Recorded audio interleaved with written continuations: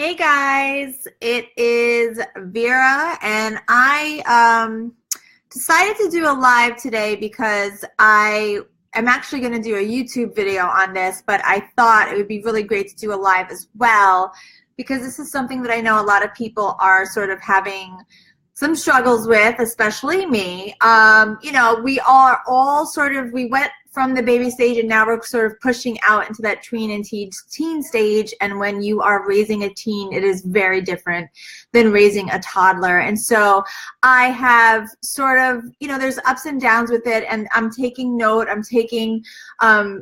of things that are working and that are not working with me and my daughter. And so I just wanted to do a really quick live and talk about some of the stuff that I have come across that has worked and has not worked.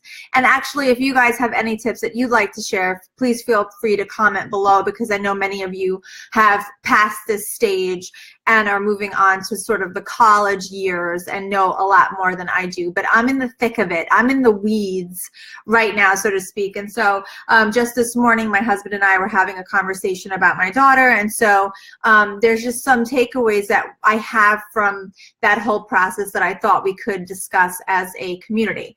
So first off the bat, you have to give them a little bit more independence. And I think that you also have to recognize that their independence is inevitable. So, we were talking to my daughter and we were like, we don't really see you anymore. You come home and you sort of go into your room and you get on your phone and you're talking to your friends. And it's sad for me as a mother to not have those moments with my daughter.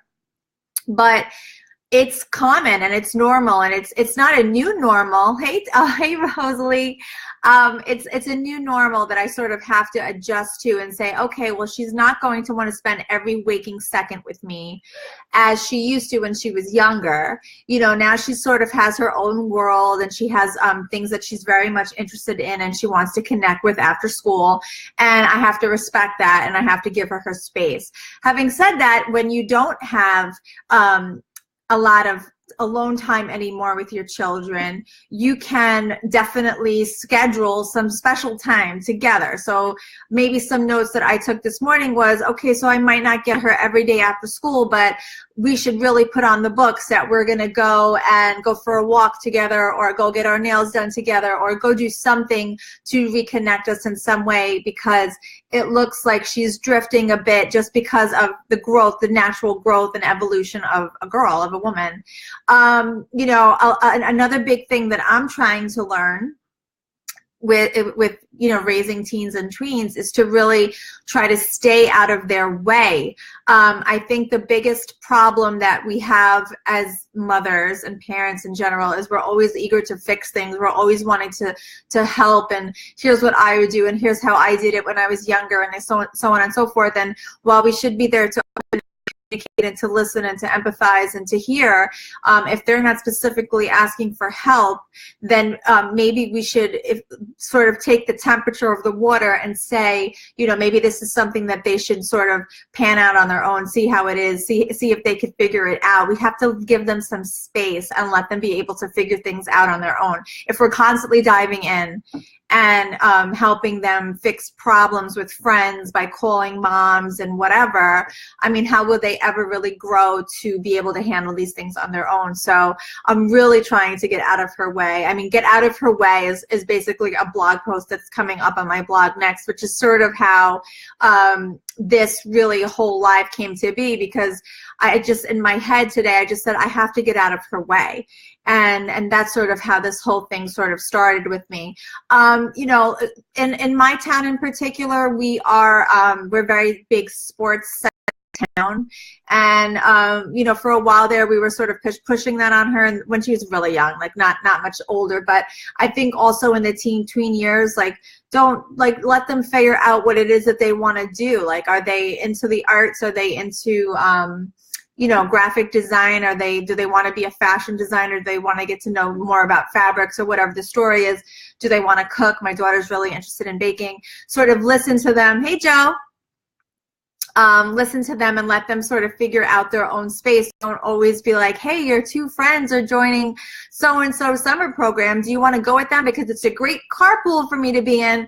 You know, you really have to, at this point at 12, 13, 14, just be like, what do you want to learn? What do you want to do with your time? Because at this point, they should know who they are, or what they want to be. They should have an idea as where they want to go. It's not all about convenience anymore when you're 12, 13, 14. It's more like, you know, okay, we're molding you right now. So what are you feeling like? What do you want to learn this year? And so that's something also that I'm really being conscious of as well. I'm not pushing things on her.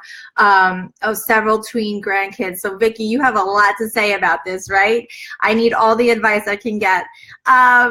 Another thing that, you know, that everyone else is doing it thing, you know, well, everyone else is going to X, Y, and Z, and everyone else, you know, the judging and the comparing and contrasting.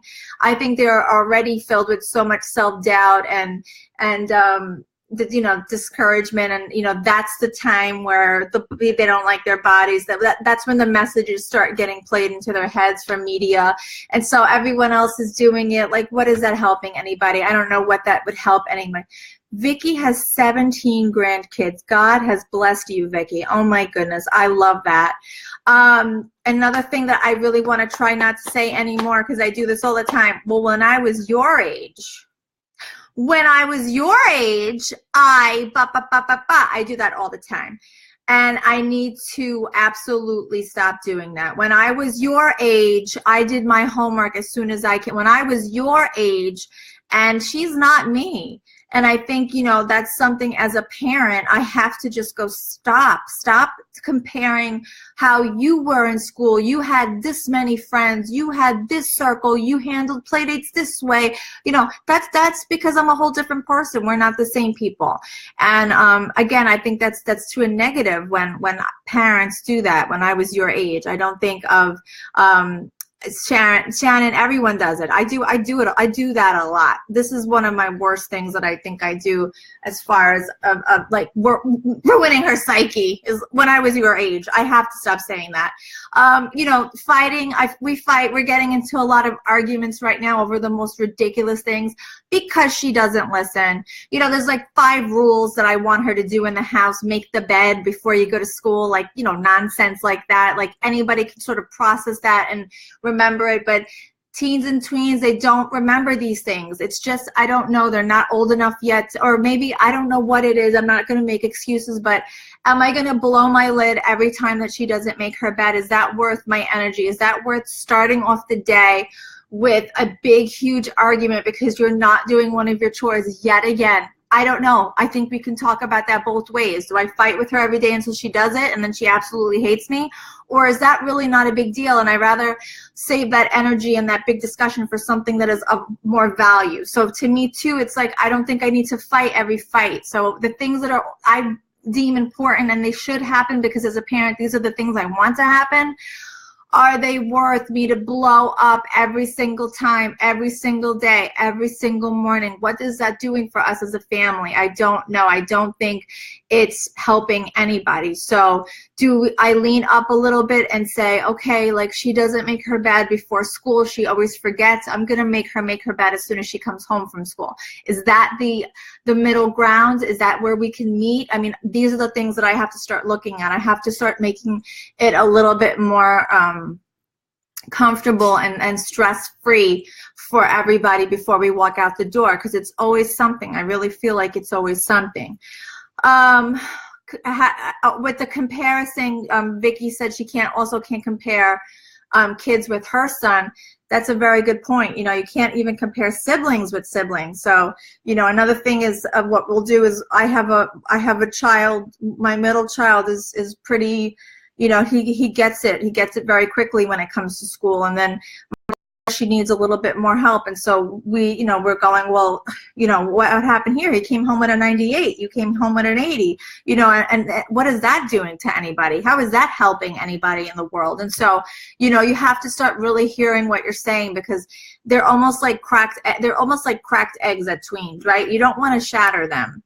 You have to keep them whole long enough until they find who they are. And are the little things that you're doing to them, is that helping them or is it hurting them? Are you really molding them or are you breaking them? And so, you know, the little tiny things that I'm hearing myself say, I'm really sort of taking a step back and saying, this isn't helping her. When me saying your brother does good in school, how is that helping my daughter? It's not helping her at all. So there has to be a different sort of outlet, different way to approach that. And you know, I'm being more conscious of that, and I'm not saying things like that anymore. Definitely. I mean, that's just done with for sure. You know, listen to their cues as far as, you know, if they come home and they're super quiet, or, you know, suddenly they're not eating, or, you know, just watch for out of the ordinary. I think that's really important.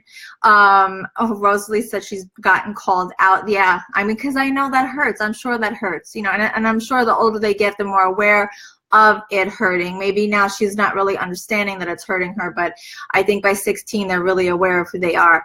But watch them, watch for changes, watch for, you know, closed doors and going to bed early, and, you know, being a little bit mopey. Like, really just take a look at them and see what's different every single day, because the same way how I don't want to fight every battle and I don't want to make everything be crazy, they also are having these similar things happening with their friends at school. And, you know, some big blow up at school could have happened, and you know, maybe she doesn't want to talk about it because she doesn't want to make it a big deal to me, because she knows I'm going to make it a big deal.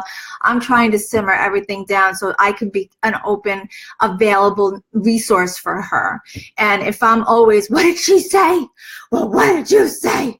And if I'm like getting all revved up instead of going, well, how do you feel? And, you know, like, tell me more about that. You know, if you sort of get into that calm state and you're just for support, instead of I'm going to pull my hair back in a ponytail and go fight with her mother, she might be more open for me to come to parents and really open up about private things that maybe she was too scared to talk about in the past. And again, the teen, it's this time, you know, girls are jealous of other girls. Girls are fighting about boys. Girls don't like their bodies. There's a lot going on in their head that they just are too young to handle.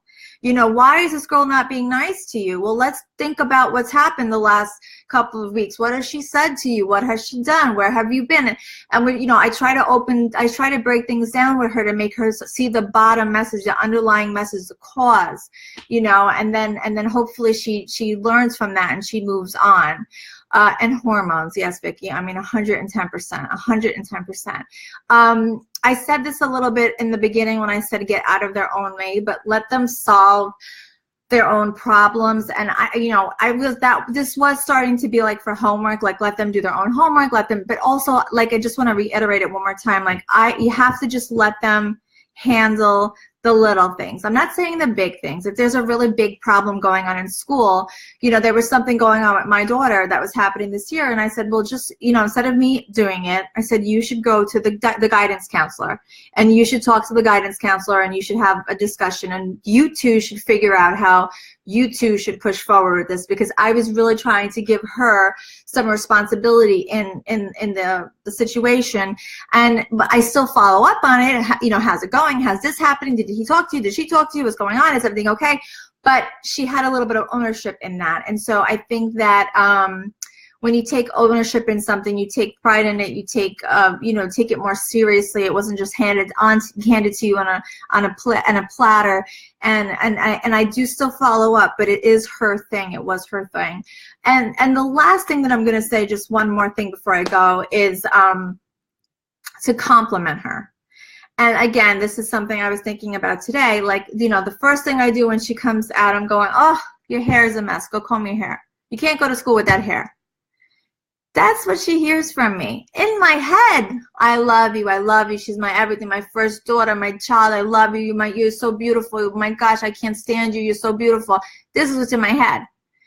Out of my mouth, your hair's a mess. Go comb your hair before you get on the bus. That's what she's hearing from me.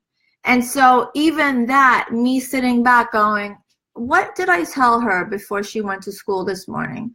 Was it anything positive? Did I say anything positive to my baby girl before she went on that bus? And